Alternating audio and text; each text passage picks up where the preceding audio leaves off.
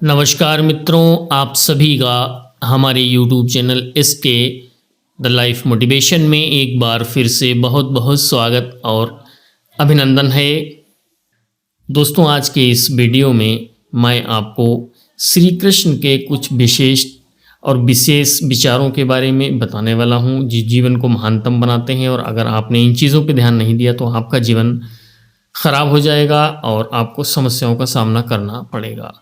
तो दोस्तों, वीडियो को भली भांति समझने के लिए और जीवन में कुछ नया सीखने के लिए अंत तक ज़रूर देखें, क्योंकि अधूरा ज्ञान सदैव घातक होता है।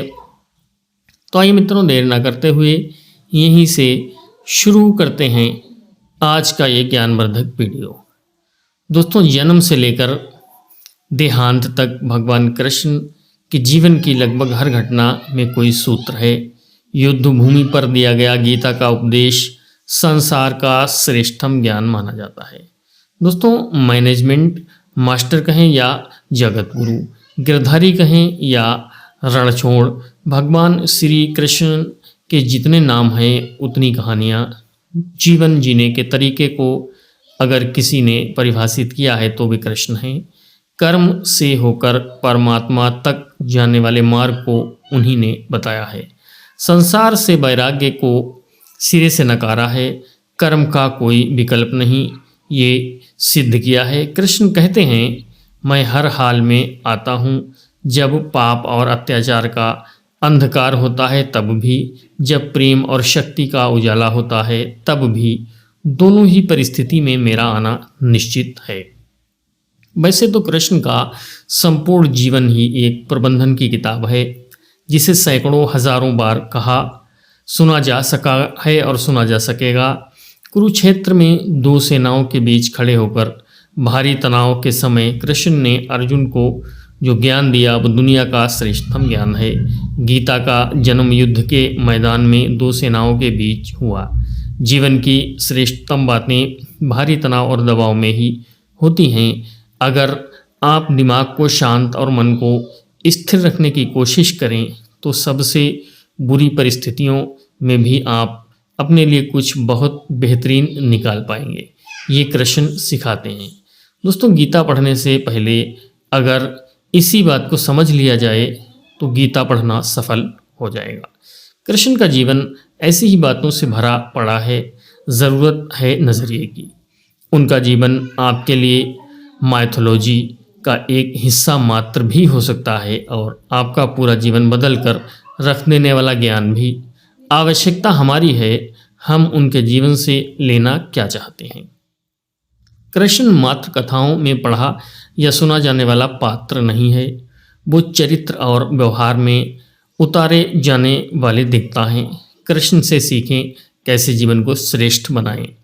दोस्तों, कुछ बातें जो अगर व्यवहार में उतार ली जाए तो सफलता निश्चित ही मिलेगी।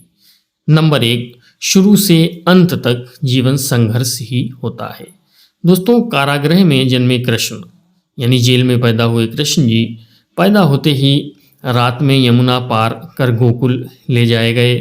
तीसरे दिन पूतना मारने आ गई। यहाँ से शुरू हुआ संघर्ष। देह त्यागने से पहले द्वारिका डुबोने तक रहा।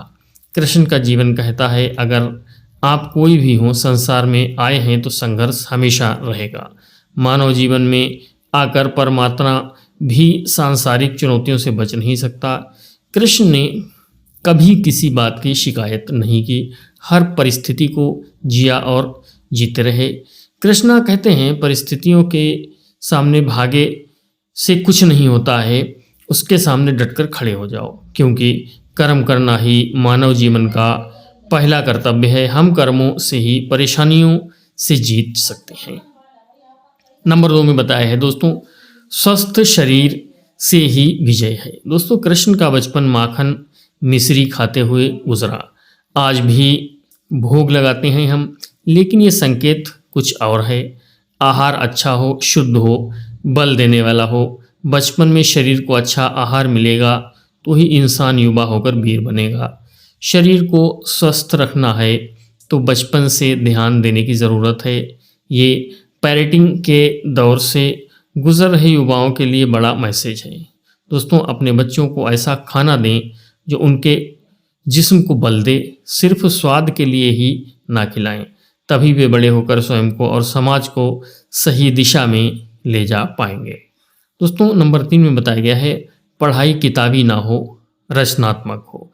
दोस्तों कृष्णा ने अपनी शिक्षा मध्य प्रदेश के उज्जैन में सांदीनी ऋषि के आश्रम में रहकर पूरी की थी।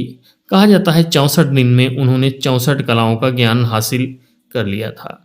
वैदिक ज्ञान के अलावा उन्होंने कलाएं सीखी। शिक्षा ऐसी ही होनी चाहिए जो हमारे व्यक्तित्व का रचनात्मक विकास करे। संगीत, नृत्य, युद्ध सहित 64 कलाओं में कृष्णा के व्यक्तित्व का हिस्सा है। बच्चों में कोरा ज्ञान ना भरें, उनकी रचनात्मकता को नए आयाम मिलें, ऐसी शिक्षा व्यवस्था होनी चाहिए।